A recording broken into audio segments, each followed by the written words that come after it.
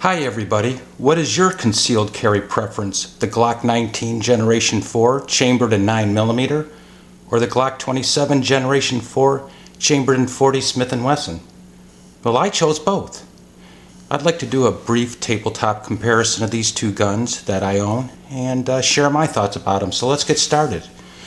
The first Glock I purchased approximately a year ago was the Glock 19 Generation 4. That's this handgun right here.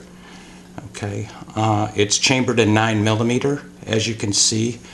Very nice handgun. As you can see, a very nice purchase in my hand, fits very comfortably. Oh, by the way, these guns have been safety checked prior to this video, but let's take a quick look. As you can see, nothing in the magazine well, nothing in the chamber. This gun is safe. Anyhow, the Glock 19 Generation 4 is chambered in 9mm. The capacity of this gun, and I will show you the magazine, is 15+1 in the chamber, which is rather nice. As you can see, it fits very comfortably in my hand. You get all three fingers on the grip.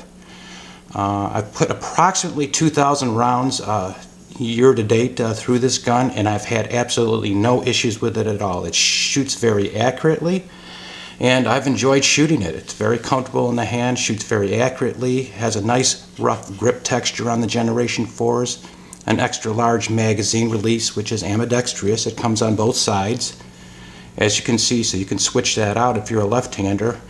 And the thing I really like about this gun and sold me on Glocks is the trigger, and I can demonstrate that for you too. As you can see, nice crisp trigger pull, nice crisp reset. I'll go over the dimensions of this gun real quickly for you guys, and if you can see this, take a look at the sights. I don't know if you can get that in on there, but it's got these U-shaped polymer style sight on the front, and it's got a polymer white dot sight on the very front of the slide. I don't really care for the sights that Glock provides, so I'll probably swap these out for some Trijicon night sights, but it'll just have to do for right now. So I've enjoyed this gun a whole heck of a lot. I do like it. Oh, also on the Generation 4, you get 3 magazines as standard compared to 2 on the Generation 3 style Glock 19. And you also get additional beaver tail or standard style back straps that you can add on to the back here if you so desire. But I don't want to get too in-depth into that. But I did want to show you this gun. The overall length of this gun from the back of the slide to the front is 7.28 inches. The width of the slide, which would be from here to here, is 1.18 inches, and the length of the gun from the top of the slide to the bottom of the frame is almost 5 inches. Okay, I love this gun, but I will say the one thing about it, it is considered a compact gun by Glock. But as I carried this inside the waistband, from time to time, sitting in a car, or if you move a certain way, it will tend to jab you. It's a compact gun, but it's not that compact, so I decided I was going to try to find a smaller concealed carry pistol that's a little bit more comfortable. So anyhow, to make a long story short, lo and behold, I walked into a big box retail store, and what did I see? I saw the Glock 27 Generation 4 chambered in 40 Smith & Wesson on sale, and it was for $499.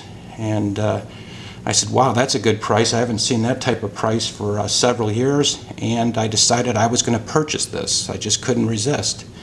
Anyhow, I wanted to compare these two guns, but the 40 Generation 4 in Smith & Wesson has been a joy to shoot. I've only taken it out to the range twice, put a little over 100 rounds through it, and I will tell you there is a difference between shooting in a 9mm and the 40 Smith & Wesson.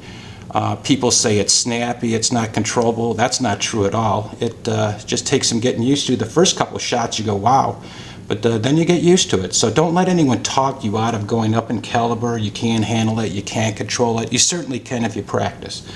Anyhow, this gun, chambered in 40 Smith & Wesson, you can see I can only get 2 fingers on the grip. My third, my pinky finger, kind of waves in the wind here. That's one of the downsides to it, but for me it's a deal maker, not a deal breaker.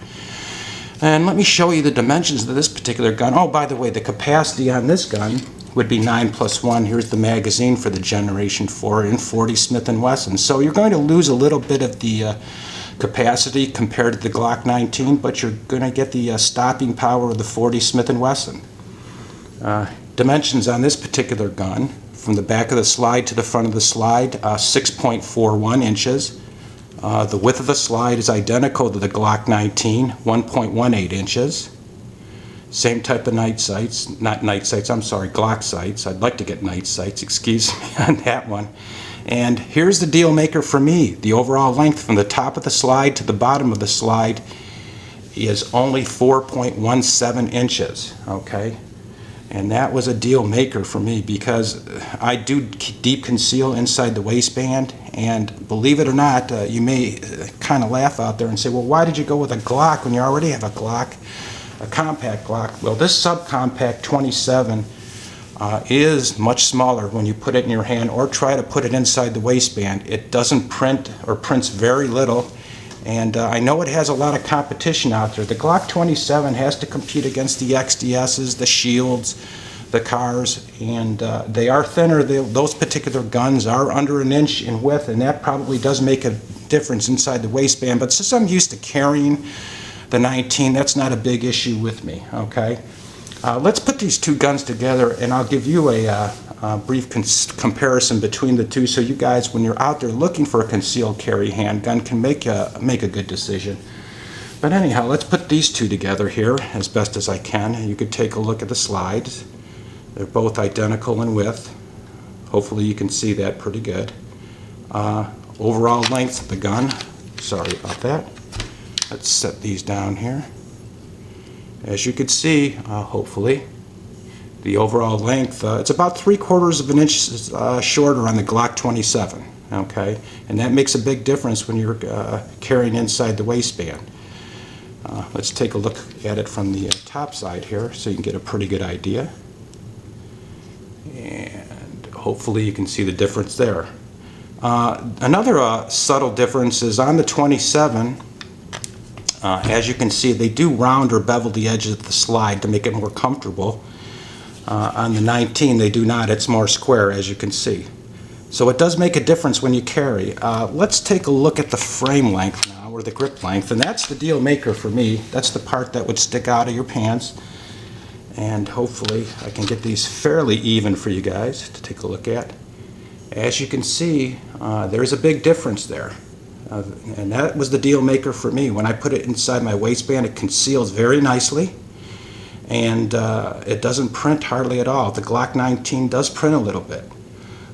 But the bottom line is these are both very, very nice handguns to shoot. I've had no issues with either of them.